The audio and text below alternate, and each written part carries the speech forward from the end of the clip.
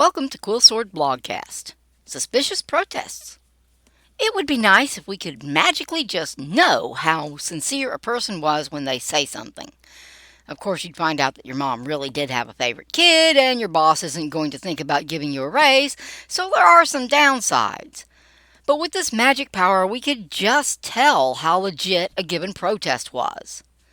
Well, my superpower ring still hasn't come in the mail, so I guess we'll just have to do this the hard way. First off, this isn't even a science, let alone an exact science. Best guess is the best we're going to manage. Even so, we can be pretty confident in some of our analysis. There will be true believers, trademarked, in almost every crowd. The question isn't are the protesters true believers, but are most of the protesters true believers? Just like we don't count the one true believer that as proof that the protest is legit, we don't count the one fake as proof that the protest isn't legitimate. What we're looking for is the majority. In statistical terms, the mode. Why are most of those people marching in protest? That is what determines the legitimacy of a protest.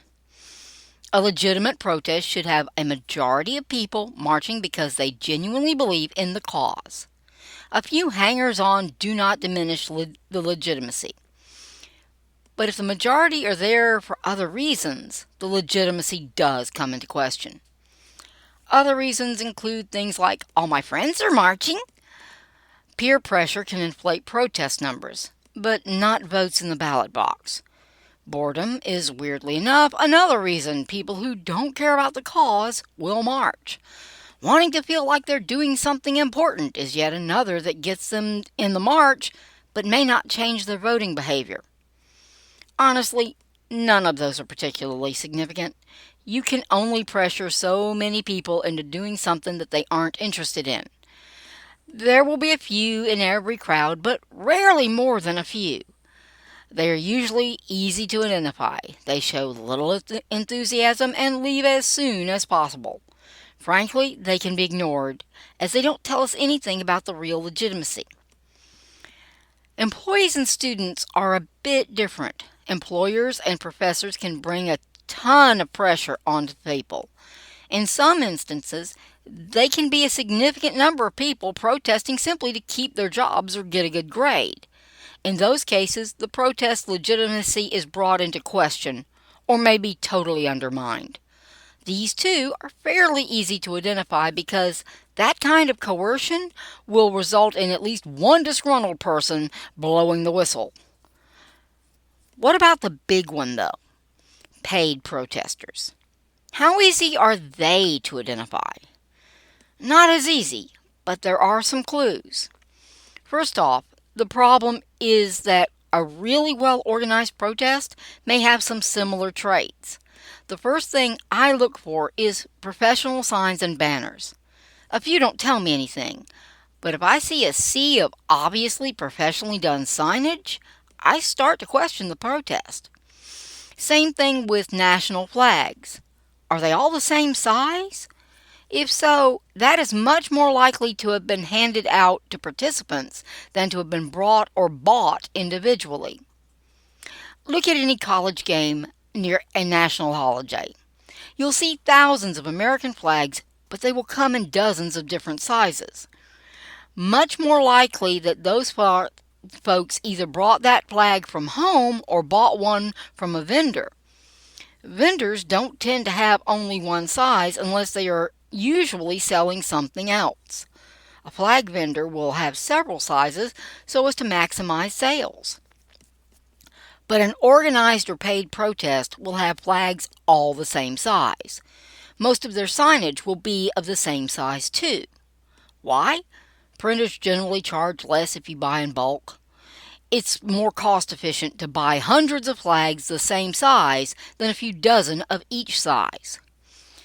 As a very general rule, organized protest will only hand out a few dozen flags or signs, and those two folks willing to seek out media to wave those things in front of them. Now, paid protests do that kind of thing too, But to guarantee coverage, they tend to hand out flags by the hundreds. Paid protests tend to have deep pocket backers. These can be corporations, but they are often nation states or major political organizations. They can usually afford more political bling. The exception is obvious: candidate rallies. At least in America, campaigns want a sea of red, white, and blue and a crowd for the media to see, and they are willing to pay for it by handing out flags like there's no tomorrow. So are campaign rallies not legitimate? Well, they're legit enough, but they're also highly orchestrated. It's rare for them to be huge, unless you're Donald Trump's campaign, but the people in the crowd are mostly true believers. It's not unusual for them to also be highly active in that candidate's campaign or party, so the only time to take notice is if they are really big, tens of thousands, or really small, under 100. Back to paid protests. What you're looking for is uniformity. Organic protests just don't have that polished professional look. Protests that look like political rallies are suspicious. If the protest is supposedly an immediate reaction to some event, but it looks like everyone has a professionally done sign and the same flag, it's almost certainly a paid protest. Most of the folks showing up are paid to be there. The more it looks like a marching band, the less organic it is. I can tell you from experience, marching bands don't look that good unless they work for it. If everyone is grabbing a poster board and running to the protest, those folks are there because they really believe in what they're doing. If they all have the same signs and only a few are getting their mugs in the cameras, they're there for an agenda and probably not their own. I wouldn't call telling these things apart an art. Frankly, unless you trace the money, you simply won't know for sure. Our lamestream media rarely bothers to follow the money unless they don't agree with the protesters. You can track down if the organizations are legit. If you can't find out who paid for all the pretty signs, that's not likely to be a legitimate organization or protest. All that said, it's worth the trouble to consider just how legitimate these things really are when you see people filling the streets. These days, there are so many that it's easy to just dismiss them as all as fake. But that's not fair to the legitimate protesters that are trying to make a point and not to just manipulate you. So the big question, which ones do I think are fake? I've been deeply suspicious of the anti-Ukraine protests, specifically in Europe. They all had that professional look, but more importantly, they seemed suspiciously timed to benefit Russia in most cases. Now, I'd be amazed if no anti-Ukraine protests occurred that were legitimate, but way too many looking way too good and timed perfectly for Russia's interests? Yeah, no, not buying it. The pro-Palestinian protests are more of a mixed bag, but I still find them suspicious on the whole. The ticked-off college kid versions seem most common, which makes the fact that they are all carrying the exact same Palestinian flags highly suspect. These kids can't all have rich parents. The London protest was odd in its size, but it didn't really look all that organic. I think that one may have been organized and grew organically, but not the make the sign and yell loudly crowd. I tend to be dubious of it, but only in part. For the majority of these things, they are obviously organized, and they appear to be preying on young and the clueless. Someone paid for all those Palestinian flags and Arafat houndstooth. College students are unlikely to know about the houndstooth. Someone is pushing some buttons. That much I'm sure of. So, if protests are paid, that means they aren't important, right? Yes and no. It means that the particular protest isn't legitimate. But unless it is tiny, these do happen. Not all of those people are paid to be there, and there are some true believers in the mix. Massive protests are used to clothe movements in legitimacy. Basically, it's, looky at all the people who support our cause. Paid and orchestrated protests look like they have greater support than they really do. They are done to manipulate the electorate, the citizens whose opinions actually affect public policy. They are giant PR stunts.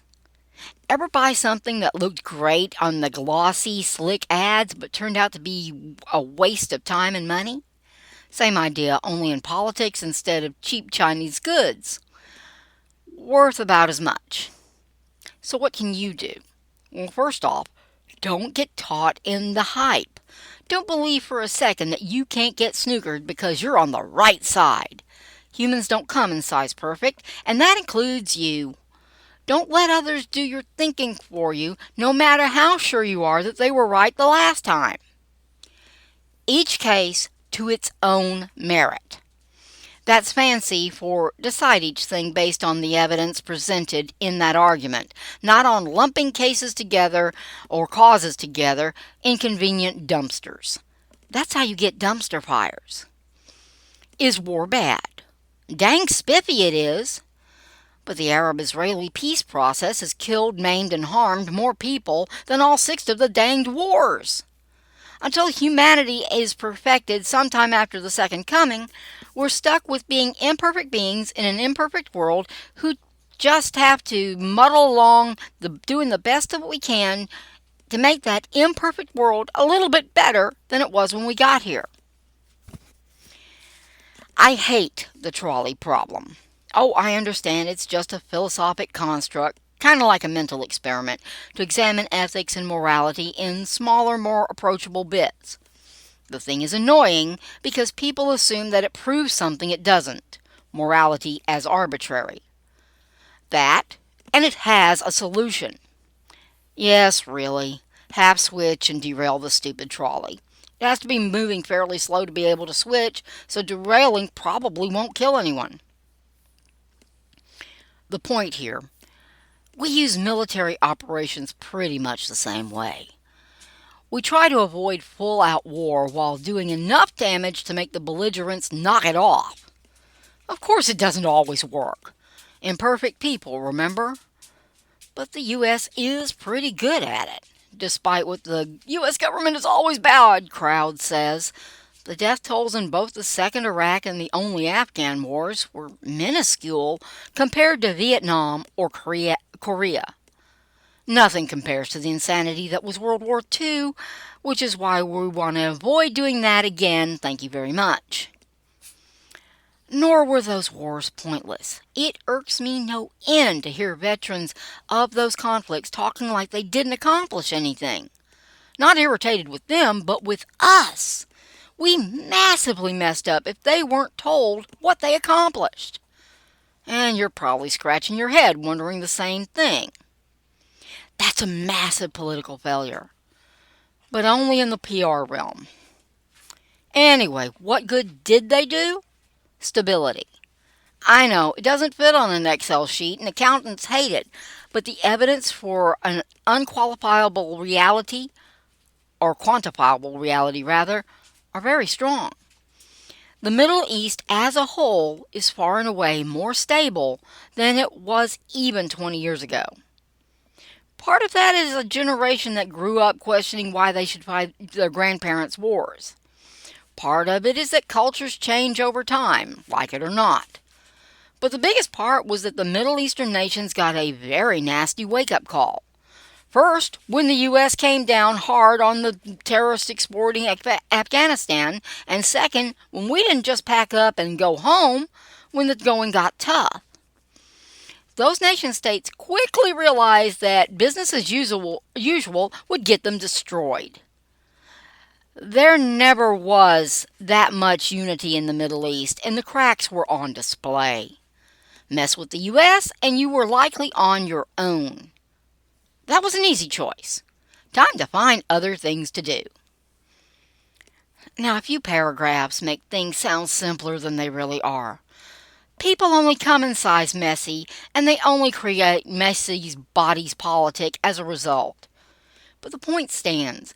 Going in, when and how we did, has generated a massive dividend for both the Western world and the Middle East.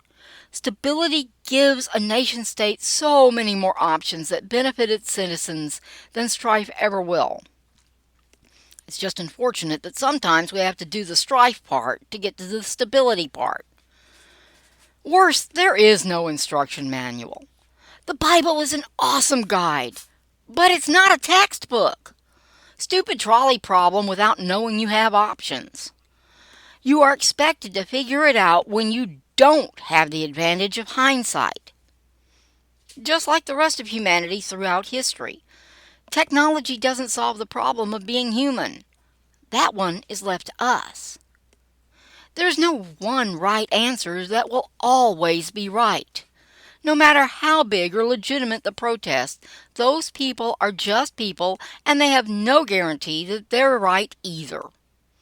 Don't let them think for you. Don't assume large numbers mean legitimacy and righteousness. Those large numbers may just mean deep pockets. The other really important thing you can do is talk to real people. Not pixels that may or may not be real thoughts of real living human beings, but the old-fashioned face-to-face sit down and talk. It takes more than one good point to convince anyone. Worry less about winning the argument than about getting someone else to hear what you have to say. In exchange, listen to what they have to say. Heck, they might even have a better idea this time than you do. Or they may come around to your way of thinking. Those things take time, but the important part is the free exchange of ideas. Good, bad, and really silly. Talk to people. But stop right there.